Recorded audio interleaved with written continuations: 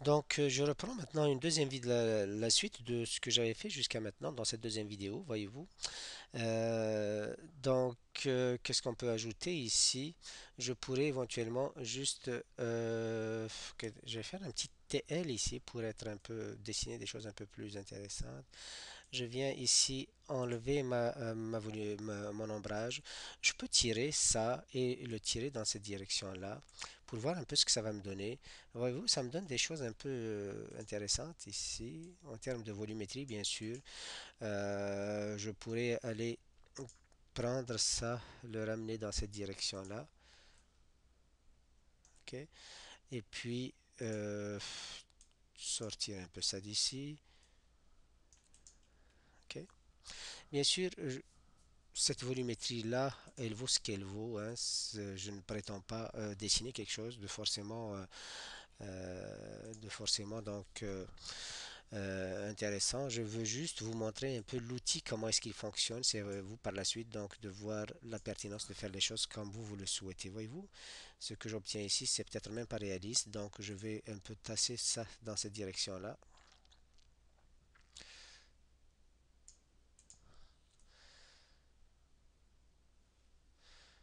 Et peut-être prendre cette arête-là pour lui faire un petit virage dans cette direction.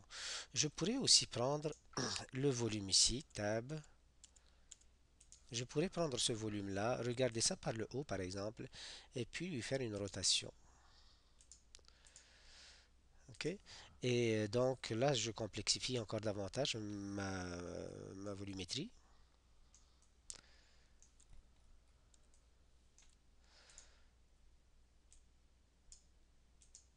Voilà, je pense que je vais en arrêter là.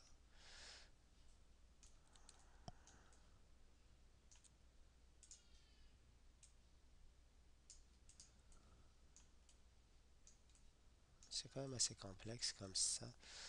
Peut-être même pas trop réaliste.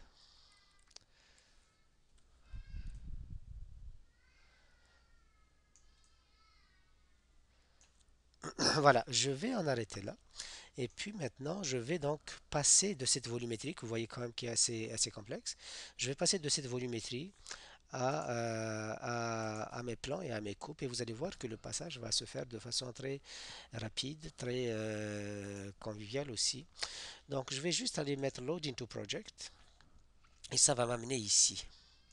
Voyez-vous, ma forme, elle est maintenant ici. Je vais mettre ça et voilà ma volumétrie qui est là. Donc, là maintenant, je vais aller l'habiller. Donc, je vais regarder ça en 3D. Voilà ma volumétrie. Je sélectionne cette volumétrie-là et puis je vais donc éditer ces niveaux.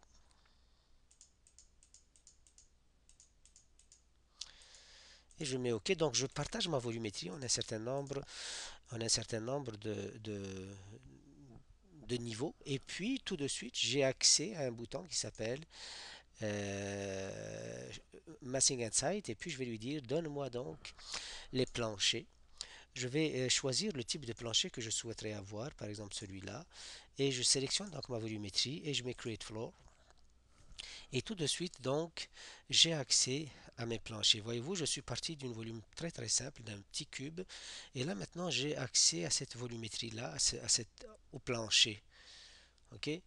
Donc, j'ai accès à ces planchers-là.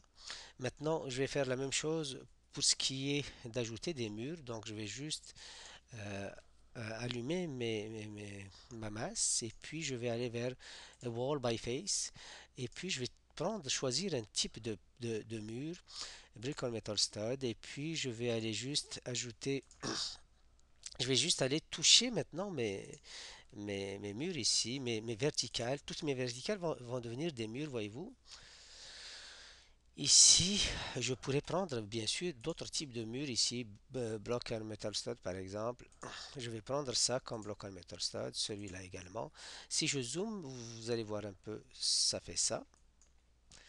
Je pourrais prendre ça comme plancher. Ça va bientôt couper, ça va couper dans une vingtaine de secondes et puis donc je vous reviendrai juste après. Voyez-vous, je pourrais prendre, ça va couper dans 10 petites secondes.